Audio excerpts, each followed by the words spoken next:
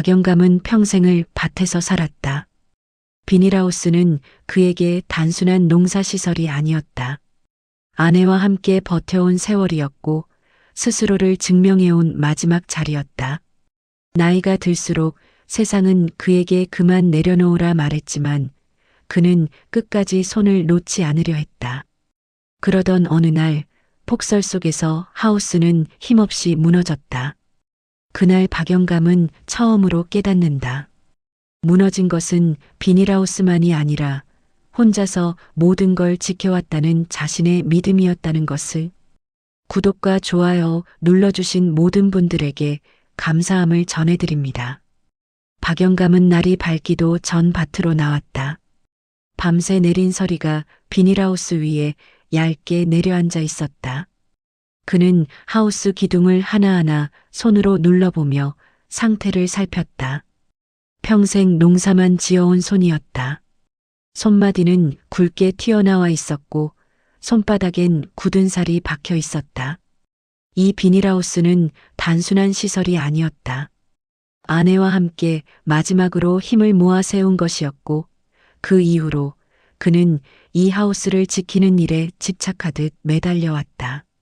마을 사람들은 이제 나이도 있으니 그만 쉬라고 했지만 박영감에게 농사를 내려놓는다는 건 살아온 시간을 부정하는 일처럼 느껴졌다. 그날 저녁 하늘은 유난히 어두웠다. 바람이 세차게 불었고 눈 예보가 있다는 소식이 라디오에서 흘러나왔다. 박영감은 불안한 마음으로 하우스 문을 몇 번이고 다시 묶었다. 괜찮을 거라고, 이 정도 눈은 수도 없이 견뎌왔다고 스스로를 다독였다. 그러나 마음 한켠에서는 설명할 수 없는 불안이 계속 고개를 들었다. 새벽녘 요란한 소리에 박영감은 잠자리에서 벌떡 일어났다. 밖에서는 바람이 비명을 지르듯 울고 있었다. 그는 외투를 걸치고 손전등을 들고 밖으로 나갔다. 그 순간 눈앞에서 비닐하우스가 힘없이 주저앉는 광경이 펼쳐졌다. 기둥은 휘어졌고 비닐은 찢어진 채 눈 속에 파묻혀 있었다. 박영감은 그대로 얼어붙은 듯 서 있었다. 크게 뜬 눈으로 무너진 하우스를 바라보며 한 발짝도 움직이지 못했다. 가슴이 쿵 내려앉는 느낌이었다. 평생 지켜온 무언가가 한순간에 무너져 내린 것 같았다. 그는 무릎을 꿇고 비닐을 붙잡았다. 손에 전해지는 차가운 감촉이 현실이라는 걸 알려주고 있었다. 실망과 분노, 허탈함이 뒤섞여 목까지 차올랐다. 왜 하필 지금이냐는 생각이 머릿속을 떠나지 않았다. 박영감은 그날 아침 해가 떠오를 때까지 하우스 앞을 떠나지 못했다. 소문은 금세 마을에 퍼졌다. 이웃들이 하나둘 찾아와 하우스를 둘러보며 혀를 찼다. 이제 그만두는 게 맞지 않겠냐는 말이 자연스럽게 따라붙었다. 농협 직원도 찾아와 지원을 받을 수 있다고 설명했지만 박영감은 고개를 저었다.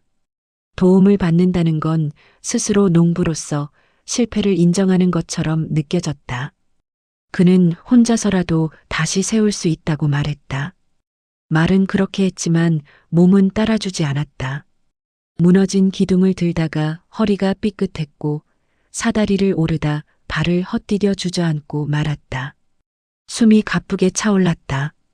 그제야 그는 깨달았다. 예전 같지 않다는 걸, 마음만으로는 농사를 지을 수 없다는 걸. 그러나 그 사실을 인정하는 순간 자신이 너무 작아질 것 같아 차마 받아들일 수 없었다. 며칠 뒤 이웃 최 노인이 국 한 그릇을 들고 찾아왔다. 두 사람은 말없이 무너진 하우스를 바라보며 국을 먹었다. 한참 후 최 노인이 입을 열었다. 젊을 땐 뭐든 혼자 해내는 줄 알았다고. 그런데 돌아보니 늘 누군가 곁에 있었더라고 말했다. 그 말은 박영감의 가슴을 조용히 두드렸다. 그날 밤 그는 오랜만에 아내의 꿈을 꾸었다. 비닐하우스 안에서 함께 웃으며 모종을 심던 모습이었다. 혼자서 지켜온 줄 알았던 시간들이 사실은 함께 버텨온 시간이었다는 생각이 들었다. 박영감은 처음으로 자신의 고집이 누군가를 밀어내고 있었을지도 모른다는 불편한 진실과 마주했다. 며칠 후 손주가 도시에서 내려왔다. 손주는 무너진 하우스를 보고 안타까운 표정을 지었다. 저녁을 먹으며 손주는 작은 온실 사진을 보여주며 요즘 농사 이야기를 꺼냈다. 자동으로 온도를 조절하고 스마트폰으로 상태를 확인하는 방식이었다. 박영감은 처음엔 고개를 돌렸다. 흙을 직접 만지지 않는 농사가 무슨 의미가 있냐고 생각했다. 그러나 손주는 농사를 포기하고 싶지 않다고 말했다. 다만 오래 할 수 있는 방법을 찾고 싶다고 했다. 그 말에 박영감의 마음이 흔들렸다. 농사를 잇는다는 게 꼭 같은 방식일 필요는 없다는 생각이 처음으로 스쳤다. 결국 박영감은 농협의 지원을 받기로 결정했다.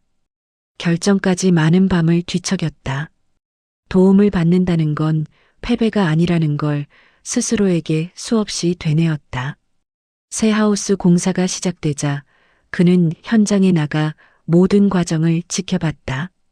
예전처럼 앞장서기보다는 옆에서 설명을 듣고 고개를 끄덕였다. 손주는 태블릿으로 온도와 습도를 확인했고 박영감은 흙의 상태를 살폈다. 두 사람은 다른 언어로 같은 농사를 이야기하고 있었다. 박영감은 배우는 입장이 된 자신을 부끄러워하지 않기로 마음먹었다. 완성된 하우스는 예전보다 작았지만 단단했다. 관리도 훨씬 수월했다. 박영감은 더 이상 밤마다 날씨 걱정을 하며 잠을 설칠 필요가 없었다. 대신 이웃들과 막걸리를 나누며 이야기를 했다.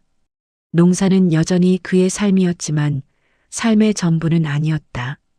그는 자신의 시간이 조금씩 넓어지고 있다는 걸 느꼈다. 그 변화가 두렵지 않았다. 봄이 되자 하우스 안에서 새싹이 고개를 들었다. 박영감은 손주와 나란히 서서 그 모습을 오래 바라봤다. 무너졌던 날의 실망은 이제 지나온 기억이 되었다. 그는 알게 되었다. 무너짐이 끝이 아니라는 것을, 때로는 새로운 길로 가기 위한 시작이라는 것을. 박영감은 조용히 말했다. 이제는 같이 짓는 농사라고. 그 말 속에는 내려놓음과 이어짐이 함께 담겨 있었다.